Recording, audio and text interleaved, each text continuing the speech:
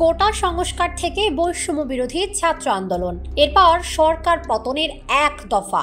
দেশ কাঁপানো সেই আন্দোলনে সরকারের পক্ষ থেকে শক্তি প্রয়োগ করা হয়েছে বলে অভিযোগ ওঠে।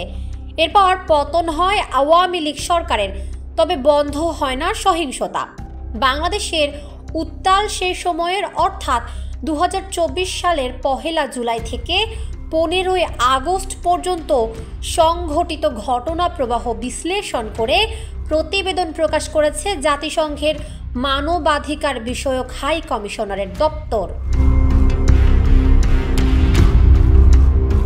ওই প্রতিবেদনে সহিংসতায় হতাহতের চিত্র যেমন উঠে এসেছে, তেমনই সেখানে করা হয়েছে বেশ কিছু সুপারিশ। তেমনই একটি সুপারিশ হলো কোনো রাজনৈতিক দলকে নিষিদ্ধ না করা। জাতিসংঘের প্রতিবেদনে কেন রাজনৈতিক সংগঠনকে নিষিদ্ধ না করার সুপারিশ করা হয়েছে রয়েছে সে ব্যাখ্যাও।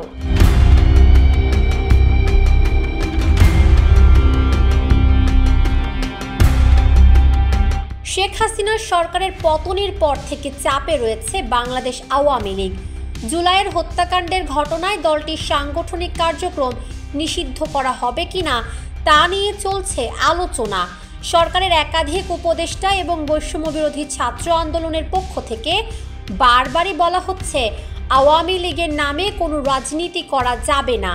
যদিও আওয়ামী লীগকে নিষিদ্ধ করার পক্ষে না দেশের এখনকার বড় রাজনৈতিক দল বিএনপি, একই অবস্থানে জামায়াতে ইসলামীর নেতারাও। আর এই অবস্থার মধ্যে এলো জাতিসংঘের প্রতিবেদন। জাতিসংঘের মানবাধিকার বিষয়ক হাই কমিশনারের দপ্তর বা OHCHR এর প্রতিবেদনটি জেনেভা থেকে প্রকাশ করা হয়েছে 12 ফেব্রুয়ারি। 114 পৃষ্ঠার প্রতিবেদনে বলা হয়েছে 1 জুলাই থেকে 15 আগস্ট পর্যন্ত নিহত হয়েছেন 1400 মানুষ, আহত হয়েছেন আরও কয়েক হাজার। আর বল প্রয়োগের ওই ঘটনায় মানবতা বিরোধী অপরাধের জন্য বিগত সরকার এবং শাসক দল আওয়ামী লীগকে সরাসরি দায়ী করা হয়েছে জাতিসংঘের প্রতিবেদনে। তবে রাজনৈতিক দলকে নিষিদ্ধ না করতে সুপারিশ করা হয়েছে। পাশাপাশি বিলুপ্ত করতে বলা হয়েছে এলিট ফোর্স র্যাব ও NTMCর মতো সংস্থাকে। কার্যকর ও পক্ষপাতহীনভাবে সব বিচার বহির্ভূত হত্যা ও গুমের ঘটনার তদন্ত করতে বলা হয়েছে। এছাড়া অবাধ ও সুষ্ঠু নির্বাচনের জন্য সহায়ক পরিবেশ নিশ্চিত করার সুপারিশ রয়েছে প্রতিবেদনে।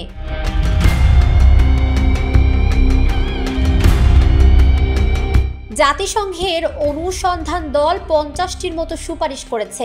জবাবদিহিতা ও ন্যায় বিচার নিশ্চিত করা এবং সমস্যার মূল উৎস খুঁজে বের করতেই এই সুপারিশ করা হয়েছে বলে প্রতিবেদনে উল্লেখ করা হয়েছে।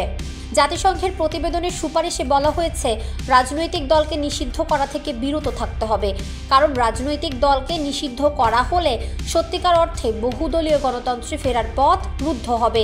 পাশাপাশি বাংলাদেশের বিপুল সংখ্যক ভোটারকে ভোটাধিকার চর্চা থেকে বঞ্চিত করা হবে।